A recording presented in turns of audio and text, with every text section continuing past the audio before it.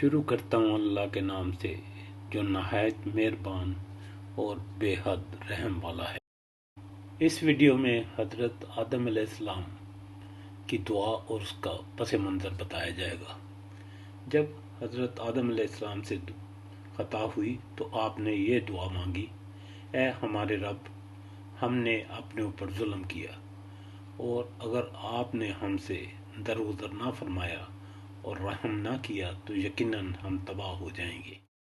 دعا کا پس منظر کچھ اس طرح ہے کہ اللہ تعالیٰ نے آدم علیہ السلام کی تخلیق کے بعد فرمایا، اے آدم، تو اور تیری بیوی دونوں اس جنت میں رہو، جہاں سے جو دل کرتا ہے کھاؤ، مگر اس درخت کے پاس نہ جانا، ورنہ ظالموں میں سے ہو جاؤ گے۔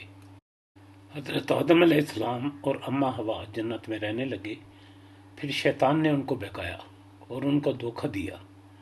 آخرکار جب انہوں نے اس درخت کا مزہ چکھا تو ان کے سطر ایک دوسرے کے سامنے کھل گئے اور وہ اپنے جسموں کو جنت کے پتوں سے ڈھانپنے لگے۔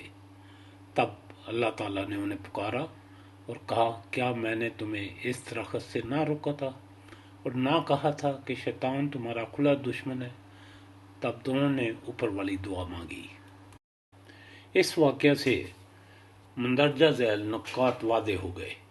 انسان کے اندر شرم و حیا ایک فطری جذبہ ہے، اور اس کا اولین مظہر وہ شرم ہے جو اپنے جسم کے مخصوص حصوں کو دوسروں کے سامنے کھولنے میں آدمی کو فطرتاً محسوس ہوتی ہے۔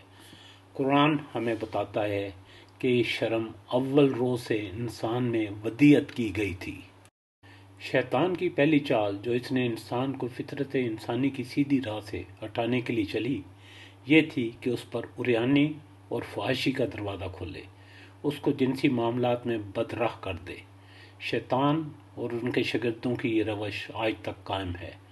ترقی کا کوئی کام ان کے ہاں شروع ہی نہیں ہو سکتا جب تک کہ عورت کو بے پردہ کر کے وہ بازار میں لا کر نہ کھڑا کر دیں اور اسے کسی نہ کسی طرح ننگا نہ کر دیں۔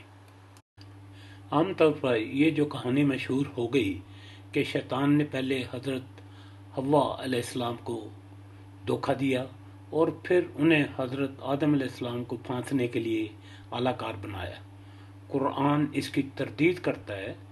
قرآن کہتا ہے کہ شیطان نے دونوں کو دھوکہ دیا اور دونوں اس سے دھوکہ کھا گئے۔ بظاہر یہ بہت چھوٹی سی بات ہے، لیکن جن لوگوں کو معلوم ہے کہ حضرت حوا کے متعلق یہی مشہور روایت دنیا میں عورت کے اخلاقی، قانونی اور معاشرتی رتبے کو گرانے کا بڑا سبب بنی۔ یہ گمان کرنے کی کوئی معقول وجہ نہیں ہے کہ اس درخت کا مزہ چکھتے ہی آدم اور حوا کے سطر کھل جائے۔ اس درخت کی کسی خاصیت کا نتیجہ نہیں تھا۔ در حقیقت یہ اللہ تعالیٰ کی نافرمانی کے سوا کسی اور چیز کا نتیجہ نہیں تھا۔ اللہ تعالیٰ نے پہلے ان کا سطر اپنے انتظام سے ڈھانکا تھا۔ جب انہوں نے حکم کی خلاف ورزی کی تو اللہ تعالیٰ کی حفاظت ان سے ہٹا لی گئی، ان کا پردہ کھول دیا گیا اور انہیں خود ان کے اپنے نفس کے حوالے کر دیا گیا کہ اپنی پردہ پوشی کا انتظام خود کریں۔ یہ بات واضح ہو گئی کہ انسان جب اللہ تعالیٰ کی نافرمانی کرے گا تو دیر یا سویر اس کا پردہ کھل کر رہے گا، اور یہ کہ انسان کے ساتھ خدا کی تائید اس وقت تک ہے جب تک وہ خدا کا فرما بردار رہے گا۔ نافرمانی کے بعد اسے خدا کی تائید حاصل نہ رہے گی اور اس کو اپنے نفس کے حوالے کر دیا جائے گا۔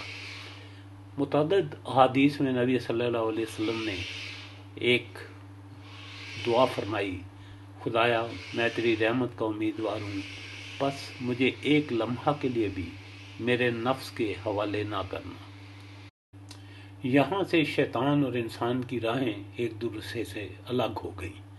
شیطانی راہ یہ ہے کہ بندگی سے منہ موڑے، خدا کے مقابلہ میں سرکشی اختیار کرے، اور جو لوگ اطاعت کی راہ پر چل رہے ہیں ان کو بھی بہکائے۔